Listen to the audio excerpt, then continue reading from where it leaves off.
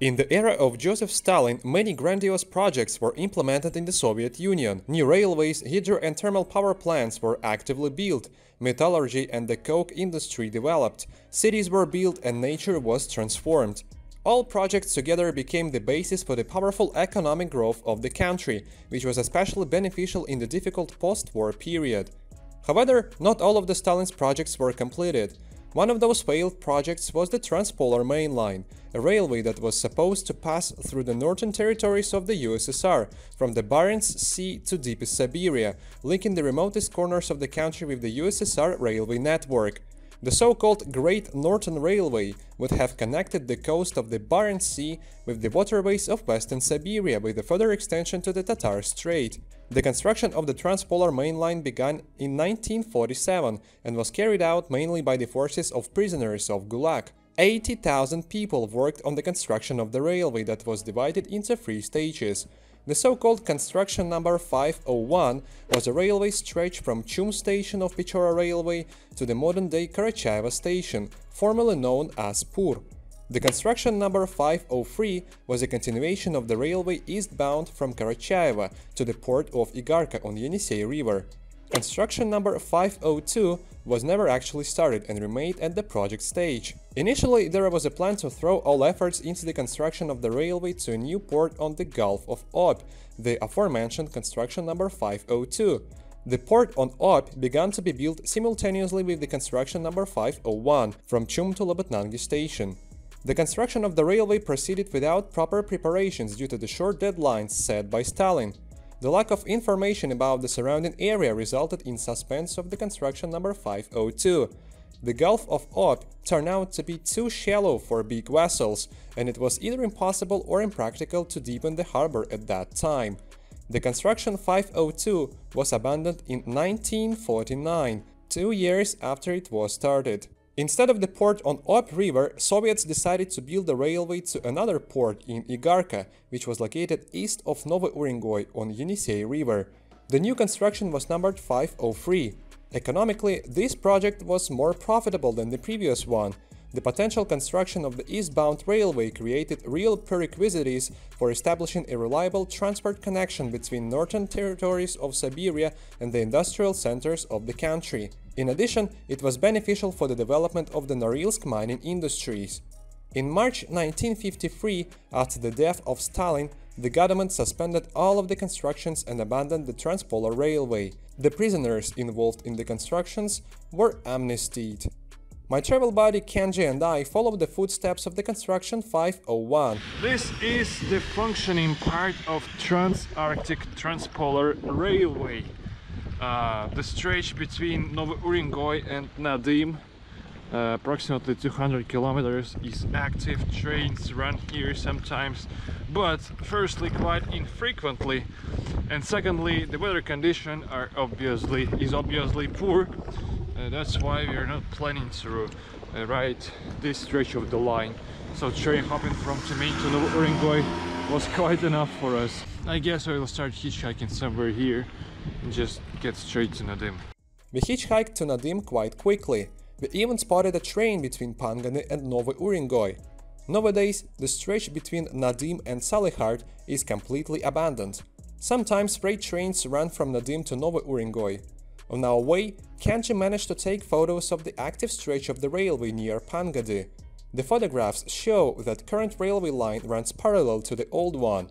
You can see some old cross ties that left after the dismantling of old tracks. The development of gas production in the Yamal-Nenets autonomous region and the building of new cities in towns like Novourengoy brought the idea to restore the railway back to life. In 2015, a new bridge over Nadim River with the section for railway tracks was built. However, nowadays the existing part of the railway terminates near Nadim, not even reaching the city itself. We have reached the city of Nadim, located between Novourengoy and Salekhard.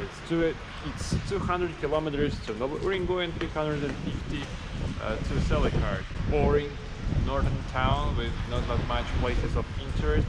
But for us, this is sort of the change spot. So we will have to spend the whole day here most likely, and also overnight somehow in this area, because you see that the rain doesn't stop, it continues. We don't just hitchhike, we have to get on cars quite frequently to explore the areas, and that would be so challenging during such torrential rain. So that's why we hope that tomorrow the weather will be much better than today, but we have to wait until tomorrow. 4092.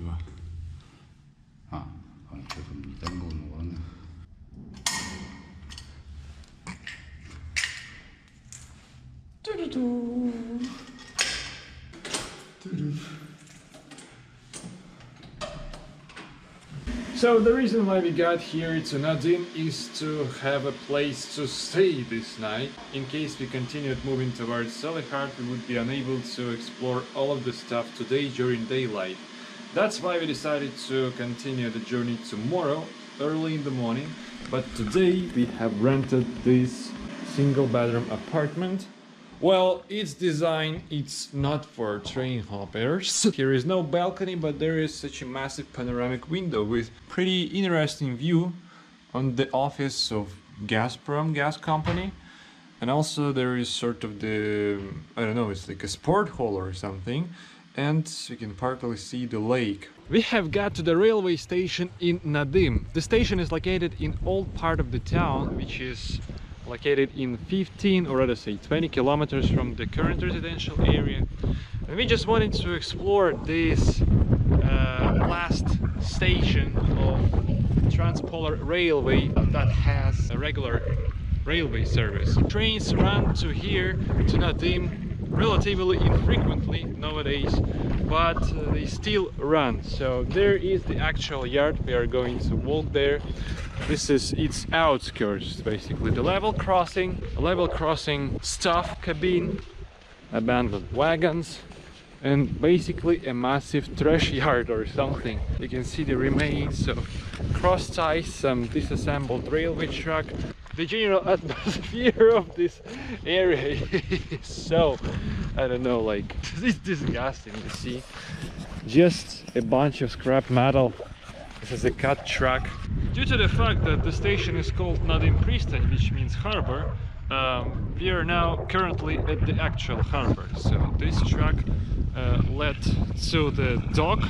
There was the transshipment point from ships, because this station was opened in 1977, not during Stalin's reign, but when the active development of this area began. Basically, there was an idea to develop gas and oil fields located here. That was just a convenient spot for transshipment of various goods, equipment, technique, because here is the river, which is called Nadim. Trains were given straight here, and from various barges, vessels, different ships, they transferred goods to railway wagons.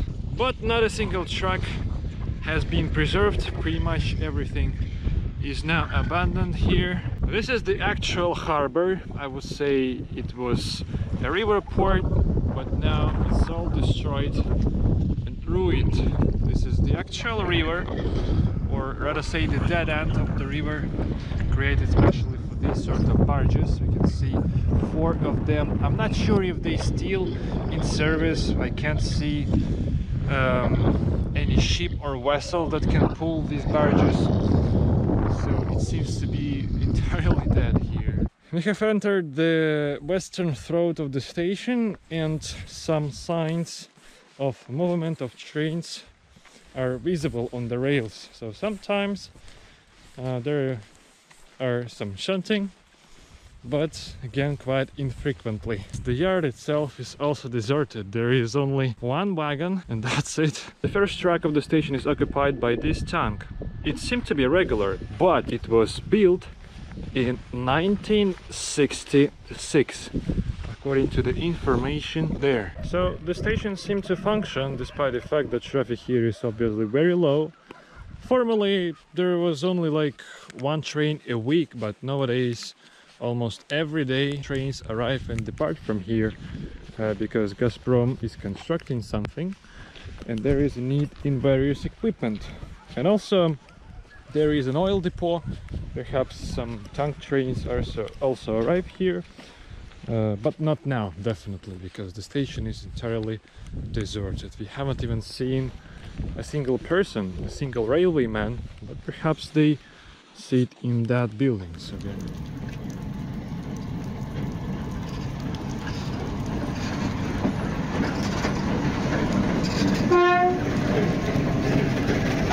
The freight train is arriving from Novosibirsk here in the evening.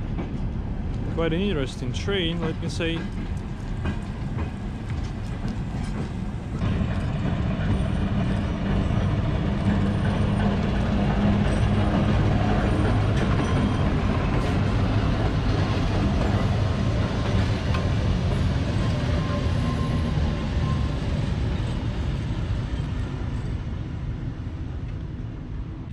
We're just walking towards the bus stop. Here it is, and there is an abandoned, like the ruins of the cafe.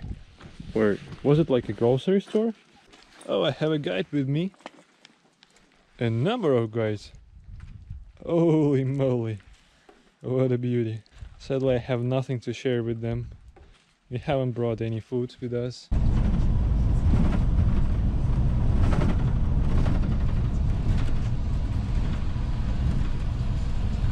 We are in the downtown of Nadim, and let me tell you that this city is more pleasant from my point of view than Novosibirsk. Perhaps this is not like the hub for all of these gas and oil workers. It's just a city like the city for living. There are also a lot of people who work on rotational basis, but still it's a bit more dilapidated, but it also has like more, I would say, homey vibe or something.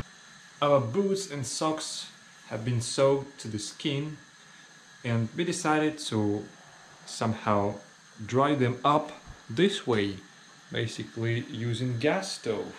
Gas is obtained here, so I don't think that would be too expensive at this point. And also it's quite cold in the apartment because central heating is now turned off in the whole city.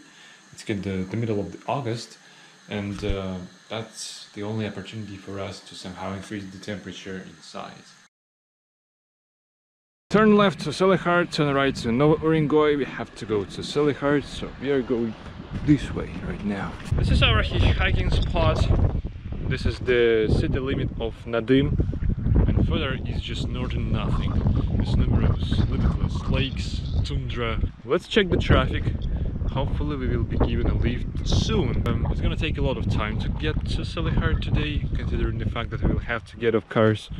Hopefully we'll make it. We were waiting for the car for just 15 minutes. We have been given a lift, and most likely we will get to our first point in just half an hour. So the condition of the road here is relatively good. I mean, it's not entirely paved, it's a bit wavy, but still can be crossed by such a typical car, so it's not necessarily to have an off-road one. The mount of Transpolar Railway is recognizable from Motor Road. There is no rails for some reasons. They were disassembled, I'm not sure when, but we can even now observe some remains of this sort of railway. Yeah, a lot of digs. The road is not straight. Yeah, here should have been sort of the little bridge, but nothing has remained from that. We have got to our first point on the way to Salekhard. This is the bridge over the river, which is called, I believe you can't pronounce it, it is called Penzeriacha. Let's get there. This is the mount of the railway, disassembled at this point. All of the cross ties are rooted. Some remains of them are still recognizable. Here is a little drop, and then there is the bridge, and ahead of the bridge there are some rails. It's highly likely that the rails were just sent to the scrap metal. This is a small part of a rail. There is no ratings, no signs, so we can't identify its origins. There is an information board near the bridge claiming that this is the railway bridge or searching the river, that people who damage the bridge, the rails, will carry the whole responsibility. However, it was not the obstacle to disassemble this railway at this point. So we are on the bridge. There are 4 rails. These 2 rails are sort of counter rails of the protection from the derailment. Genja has just claimed that he spotted a rail that was produced in 1906. I'm just impressed by the condition of this bridge. It's entirely rooted, but it still stays above the river. The opposite approach to the bridge is destroyed at this point. There is no mount, rails just hanging in the air. The side view on the bridge is even more impressive. Pillars here were wooden. The major part of the construction was made of steel, and tracks were laid on top of that.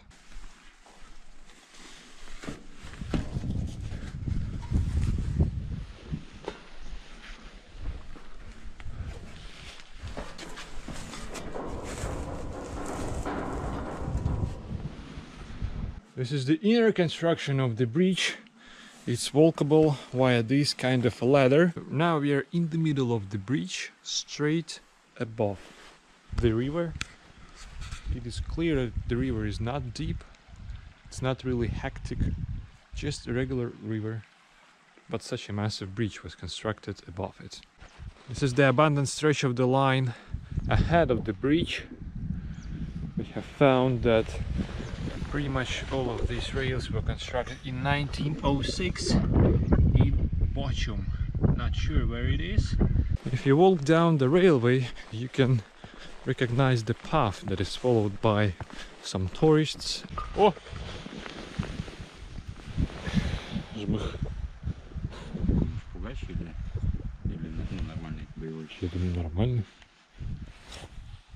As we in tundra, almost in tundra, we can bring a lot of berries here, blue and black berries.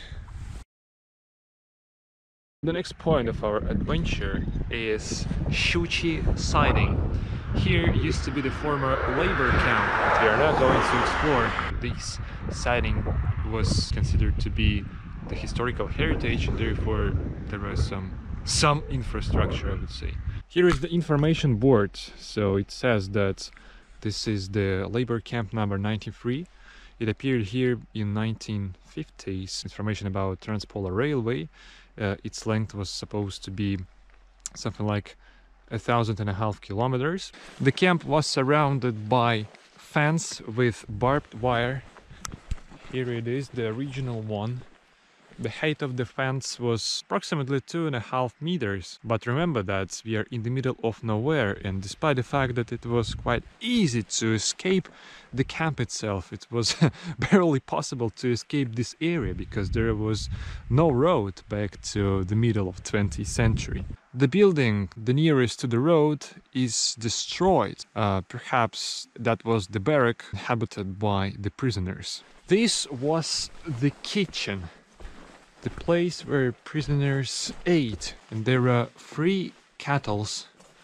Their food was cooked. It's made partly of bricks, partly of wood. And here is kind of the memorial. There people leave cigarettes, some bottles of vodka, tea and some coins. Who worked in kitchen? That were actual prisoners, so they were chefs. Among them it was prestigious because those who cooked the food were able to get some more bread, vegetables or meat. So this is the interior of the barrack. Approximately 100 of people were placed there, and not only political prisoners but also some individuals that had different criminal records. This is what have remained after some constructions. Only the ruins. The territory of the camp is partly restored by volunteers. It's not funded by the government, it's not funded by municipality. This is only based on enthusiasm, according to this information board. This is Штрафной изолятор that was designed for prisoners that did some additional offenses or something, or who just didn't follow rules, were punished additionally. So now we are inside. This is the stove, probably some original doors, and here are 3 rooms. The first, the second one, and this larger one. This Orthodox cross was placed on the territory of the camp in the year of 2000. This was a Wachta, or basically security post. We are on the railway again. This was place where Shuchi siding was located. There was some railway stuff that has been preserved. Perhaps this is a part of the signal. I have accidentally found the remains of the second track of this siding. It had only 2 tracks, so this was the major one, this was the side track. It must be the train station building. Here is a stove in form of the tank. It was only for the dispatcher or some railway stuff, so it's so tiny. There is a bridge over a creek near the labor camp. The closer I get to this bridge, the poorer the condition of track is becoming. The approaches to the bridge are not so good. Stalin. We are on the bridge over No Name Creek. This is the creek. The labor camp is there. There is an interesting wooden barrack in the woods, but I have no idea how to approach it, because you see that the foundation of the bridge is partly destroyed. Со стороны мост смотрится также очень и очень эпично. This was the entrance signal.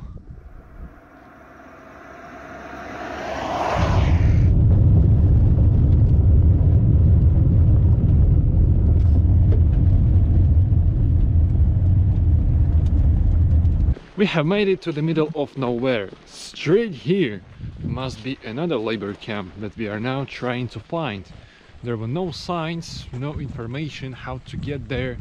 It should be somewhere here in the forest. Now we are following the forest road in hope of finding this camp. Somehow we got here by taxi, but we did not order the taxi. Its driver gave us a lift. It appeared that there is no direct buses between, for example, Novosibirsk, the major transport hub, and Salekhard. So people occasionally take taxis to get from one city to another, and just one ride on this taxi can cost you a fortune, definitely. But usually the companies where people work pay for them, so it's not a burden for them to take a taxi on such a long distance. While walking towards the camp, we have accidentally found this branch track. This is not the main line of Transpolar Railway. This is just a short branch. I guess there was something like the depot perhaps, or just some warehouses, but it's actually 500 meters to the station. So, and by the way, the condition of this track is also so impressively good, I would say. Some trees have grown right in the track between rails, like these 2 pines. This was the place when the actual siding was located.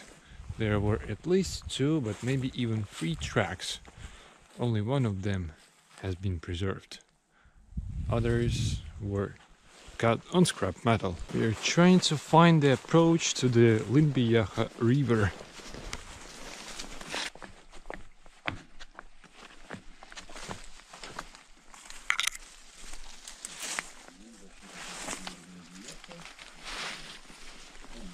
This is the bridge over the river, and sadly it is completely destroyed. The only thing that connects 2 banks of the river is this hanging rail. There is a weird tank in the river, but this is not the railway wagon. And that's pretty much it.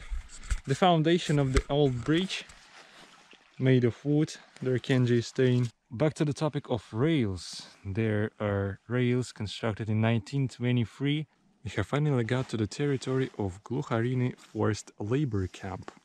There were some reconstruction works at the moment, therefore we have met some people. The labor camp number 76 at Glucharini siding is a male camp for 352 prisoners sentenced to terms of 15 to 25 years. The camp was built in the spring of 1950, 217 kilometers from Salekhard. The camp was recognized as an object of cultural heritage of regional significance. At the moment, a number of volunteers work on the territory of the camp to create a museum dedicated to the life of prisoners involved into the construction of the Transpolar Railway.